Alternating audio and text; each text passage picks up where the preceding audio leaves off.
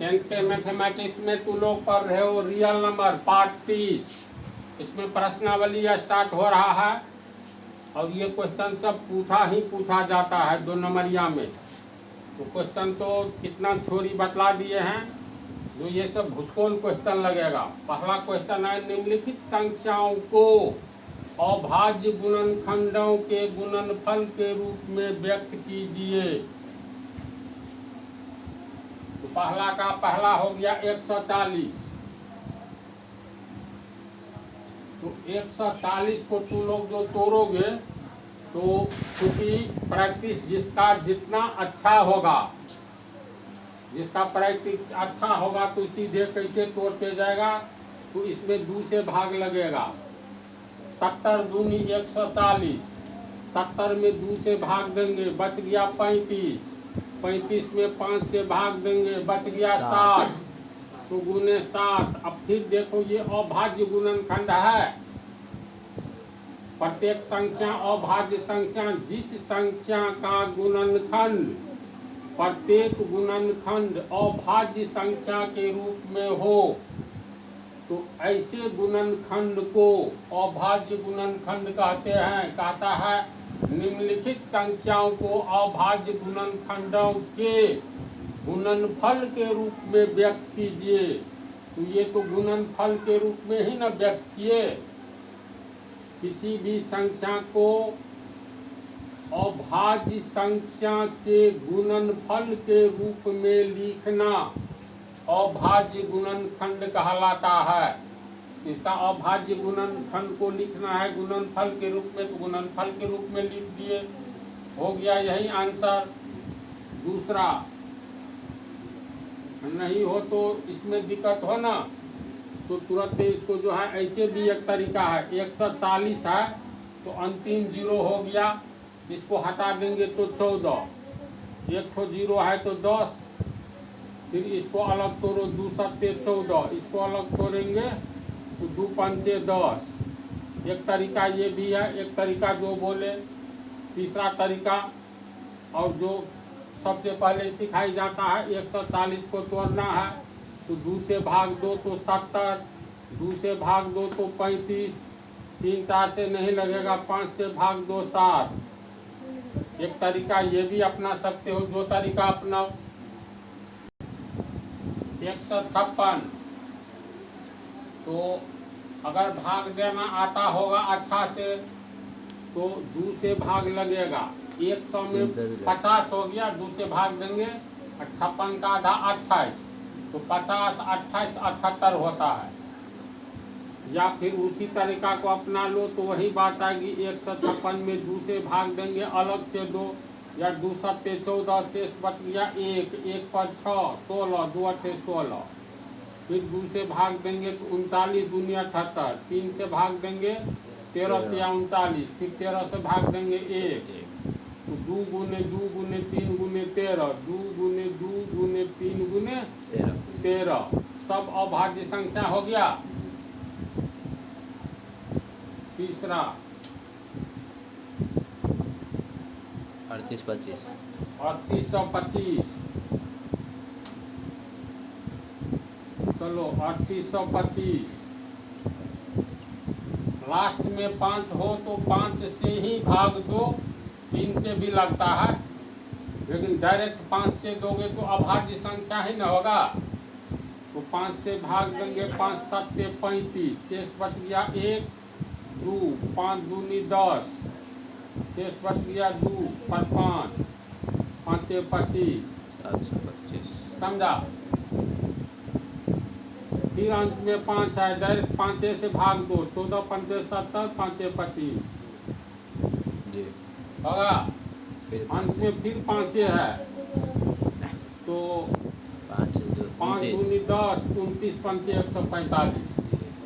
29 अपने आप में एक अभाज्य संख्या है, तो यही खेला खत्म है। तो 3 बार 5 गुने 29।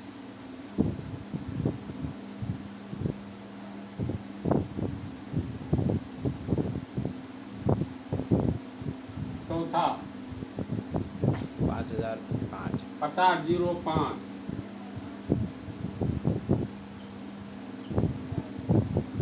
से भाग देंगे,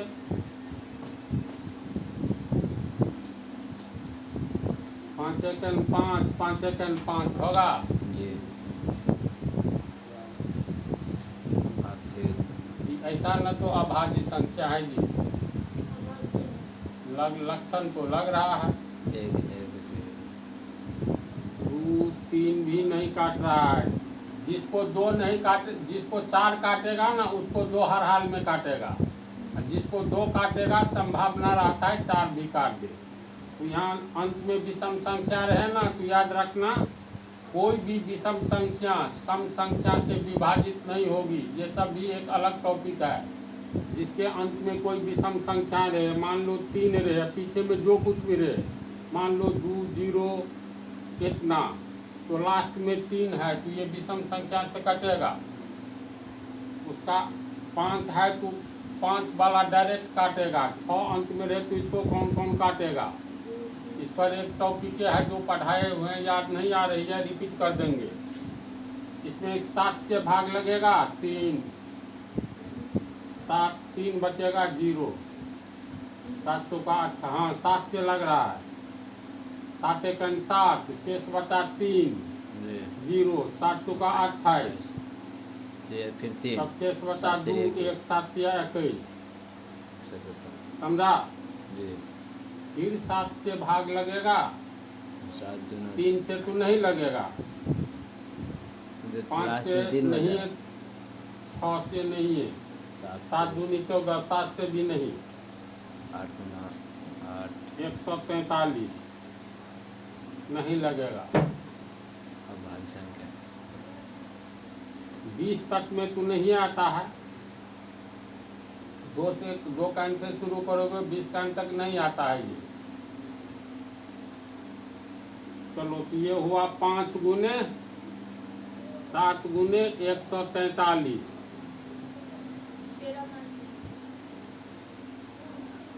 देखो ये लड़की सही बोली जी। रूप 143 में 13 से भाग दो, 13 कान 13, 11, 13 गुने 11। तो थोड़ा आगे तक जाना, 20 कान तक जाना। गैस से हम कह दिए 20 कान तक में नहीं आता है। अब सही है। जी। 5 माँ बोलो। 74 29, 74 29। अब संभल कर चलो, 74 29, 3 से लगेगा 3 से भाग लगेगा, जी। 1 2 1 नहीं लगेगा, 4 2 6, शेष 1 14, तब शेष 2 1 19 आ जाता है। 7 से नहीं लगेगा, 9 से 72, 2 2 4 9 नहीं लगेगा। इसमें तो लोग 17 से भाग दोगे तो ये हो गया 17 या 17 चौका 68,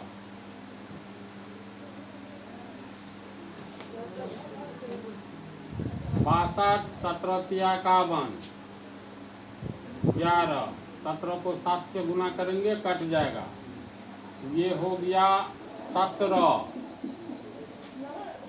इधर 437 बचा।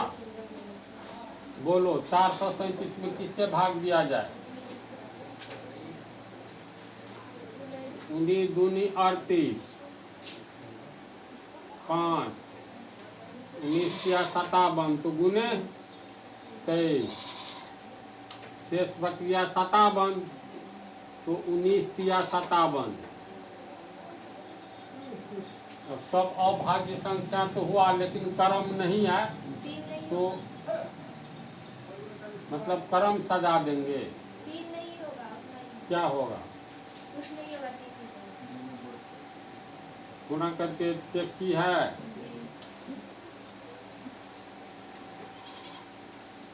क्रम सजाओगे तो 17 गुने 19 गुने 23। इसको चलो उतारो।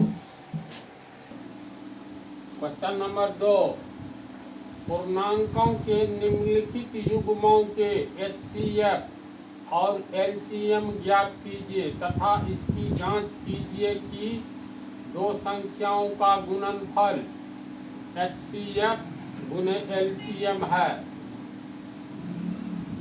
इस पर एक छोटी सी बात तुम लोग सुनो। जैसे मान लो 4 और 6, इसका लघुत्तम समापवर्तक निकालना है LCM।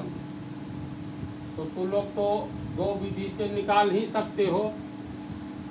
तो चलो बच्चा वाला विधि से ही निकालते हैं। तो कितना होता है? 4 और 6 का होगा 12, 2 से भाग देंगे 2, 3 होगा ना। 2 दूनी 4 तिया 12, तो ये हो गया 12। अब 4 और 6 को गुना इसका ये निकालो HCF महत्तम समापवर्तक का HCF 4 6 4 एकन 4 2 4 2 दूनी 4 कट गया 2 हुआ आंसर। तो 2 होगा। अब देखो 4 और 6 का LCM निकालना है। तो 4 और 6 का HCF LCM गुना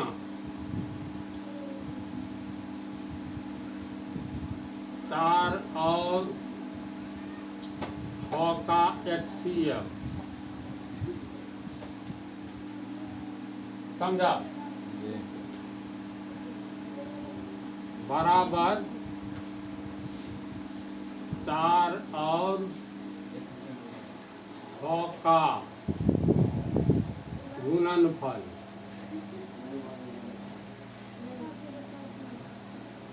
देखो हम क्या कहना चाहते, बात को समझो।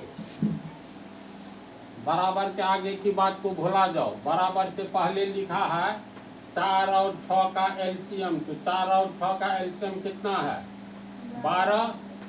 तो 12 फिर गुना 4 और 6 का HCF। 4 और 6 का HCF कितना है? 2। तो ये कितना हो गया? 12 दूनी। फिर बराबर के आगे लिखा है 4 और 6 का गुणनफल। 4 गुने 6 बराबर 24। इसका मतलब है हम लोग 4 और 6 का LCM निकाल ले। समझा? तो LCM हुआ 12। इसको मिटा देते हैं। यहाँ पर क्या लिखा था? इसी पर आओ ऑप्शन फार्मूला पर। ये पोस्ट एक पद है ना, गुने ये दूसरा पद। तो 4 और 6 का LCM 12 गुने 4 और 6 का HCF 2 बराबर 4 और 6 का गुणनफल 4 गुने 6। एक समीकरण हो गया ना। 12 दूनी 24 बराबर 4 छक्का 24। तो एक समीकरण हुआ। अब ये अज्ञात है, ये LCM अज्ञात है, ये हो गया HCF। तो ये अज्ञात है बराबर 4 गुने 6। इसीलिए खाली डब्बा जिसमें LCM अज्ञात है तो लिख देते हैं LCM। किसका? 4 और 6 का LCM नहीं मालूम है तो खाली डब्बा में LCM। तो LCM 4 और 6 का बराबर 4 गुने 6। पीछे वाला गुना के रूप में बराबर के आगे नीचे आएगा 12। इसका मतलब है 4 और 6 का LCM नीचे में आ जाएगा ना। तो इस पर एक फार्मूला बनता है। 4 और 6 का LCM का अर्थ हुआ दी गई संख्याओं का LCM। तो दी गई संख्या में 4 और 6 है, 3 ठो भी रह सकता है, 4 ठो भी रह सकता है। तो दी गई संख्याओं का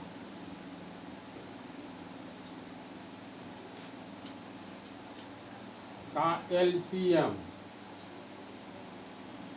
बराबर ये दोनों, हाँ तो ये गुना दी गई संख्याओं का HCF। तो दी गई संख्या लिखेंगे नीचे चला जाएगा। तो मान लो दी गई संख्याओं का HCF बराबर कितना? दी गई संख्या 4 और 6 दिया हुआ है तो दी गई संख्याओं का गुणनफल तो दी गई संख्याओं का गुणनफल।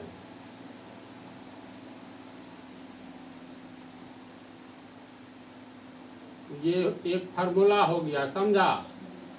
इसमें सिर्फ अगर इतना लिखे LCM गुने HCF बराबर दी गई संख्या संख्याओं का गुणनफल।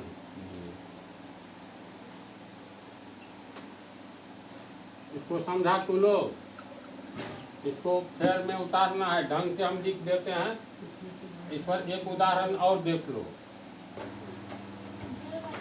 देखो ये फार्मूला लिख दिए हैं, दी गई संख्याओं का HCF गुने LCM बराबर दी गई संख्याओं का गुणनफल, या दी गई संख्याओं का गुणनफल बराबर HCF गुने LCM उन संख्याओं का। तो ये फार्मूला पर तुम लोग को हिसाब तो पूछता ही है। तो जैसे उदाहरण में 8 और 12 का LCM 24 है, तो इनका HCF निकाले। तो इस फार्मूला के अनुसार HCF गुने LCM बराबर दी गई संख्याओं का गुणनफल। तो दी गई संख्या 8 और 12 है, तो 8 गुने 12।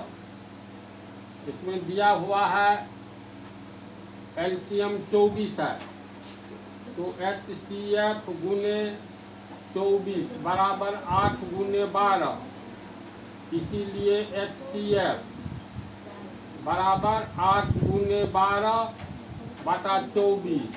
12 कन 12, 12 दूनी 24, 2 कन 2, 2 चौका 8 बराबर 4 आंसर।